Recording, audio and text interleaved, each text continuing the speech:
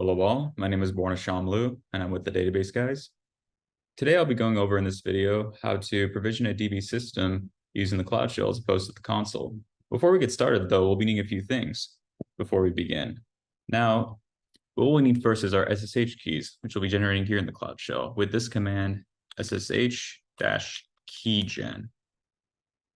And prompt us for a name for our SSH key pair.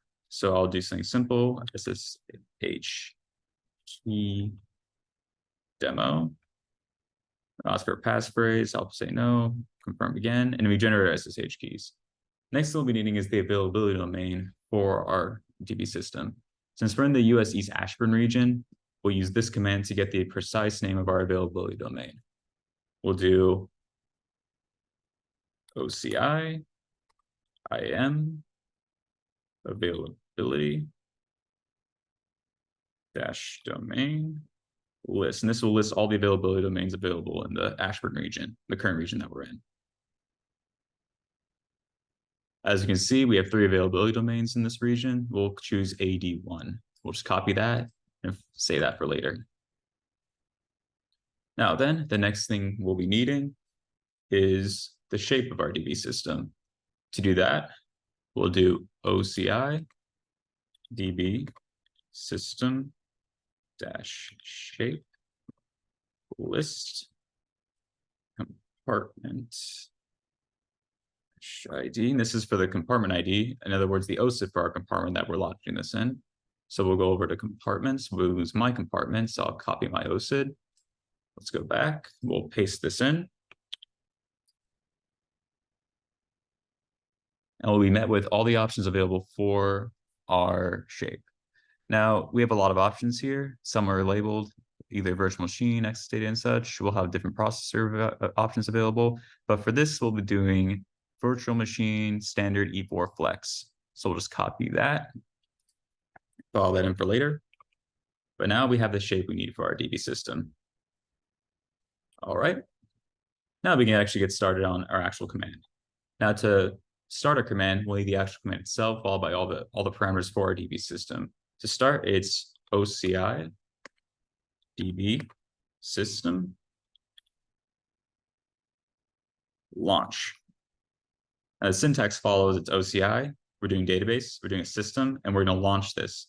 If we're anything else in DB systems, we do the same thing here, but then the other commands available is like such as update or launch or terminate, for instance. And then we'd follow every other argument available for the command that's needed. For this, we'll do DB system launch. And then we'll need our first parameter being the password for our DB system, our admin password. For the sake of this demo, we'll be seeing the password, but for security's sake, you would not want to share this with anyone. As far as the password requirements that we'll be needing for the admin password, it's 2 lowercase and 2 uppercase letters, 2 special characters, and 2 numbers. So for our password, we'll do admin-password.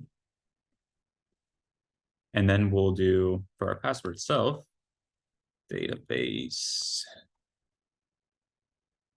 guy _ pound 11. So as you can see, 2 uppercase, 2 lowercase letters, special characters being underscore and pound, and 2 ones as my numbers.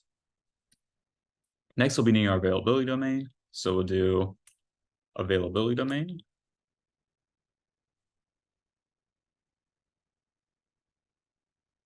And then we copied it from earlier, so we'll just copy it again.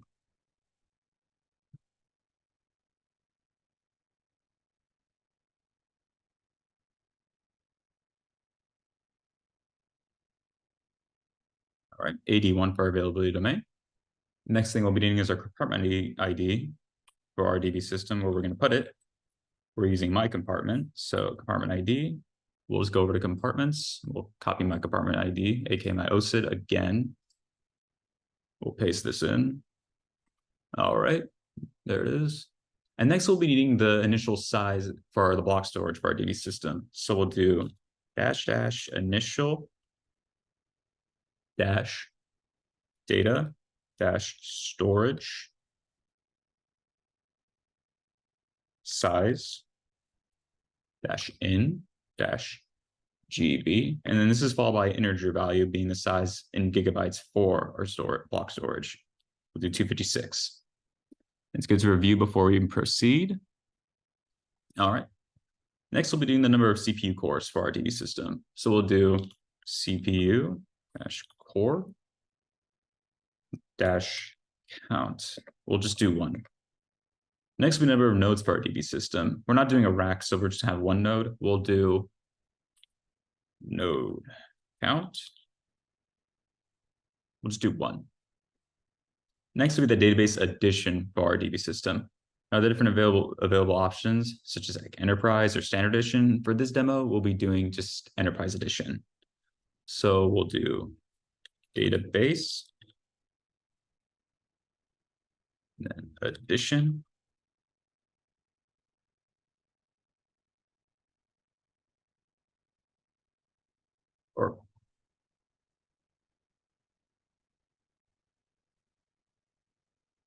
Or let's do standard edition.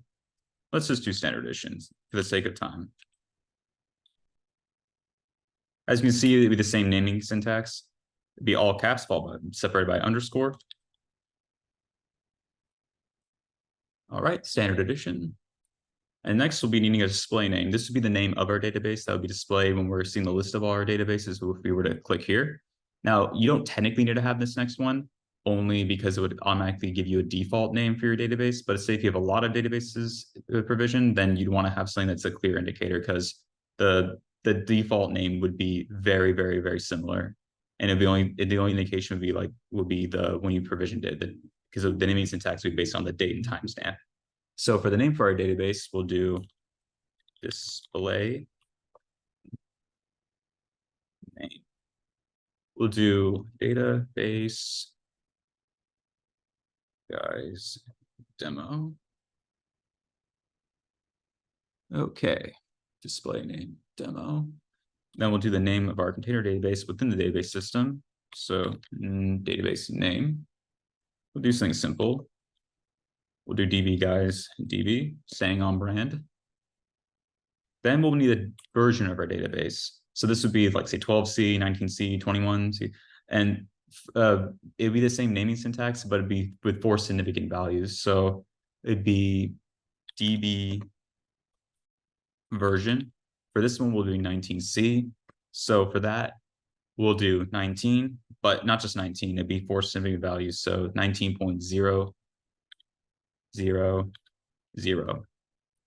Okay, and then the next will be the name of our node, the host name. So host name, we'll just do something simple, node 1. And next will be the shape of our DB system. So we'll do shape. Always good to review before proceeding. We'll do, it was VM standard E4 flex for our shape. So we'll just go ahead and copy that in.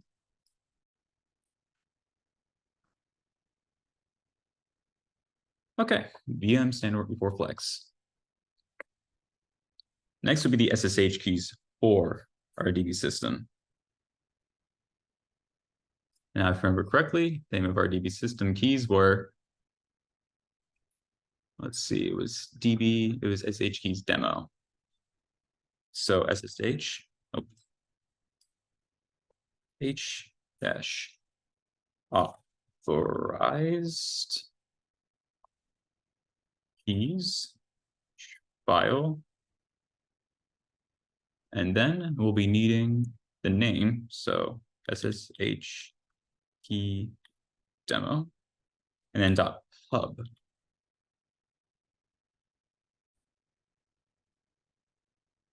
SSH key authorized key files demo, SSH key demo. All right. Keys file demo. And then finally, we'll be needing the subnet ID. So the subnet will be putting this in. And for this demo, we'll be just putting this in the public subnet of my virtual cloud network I have provisioned beforehand. So we'll go ahead back, we'll go to virtual cloud networks. You'll go to public subnet that I'll be using, copy that OCID, go back here. We're gonna paste this in. And now we have everything we need to provision our database system.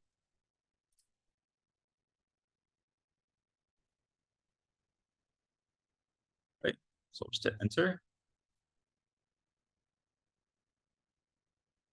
All right, Now it looks like nothing happened here, but if we were to go, oh, there it goes.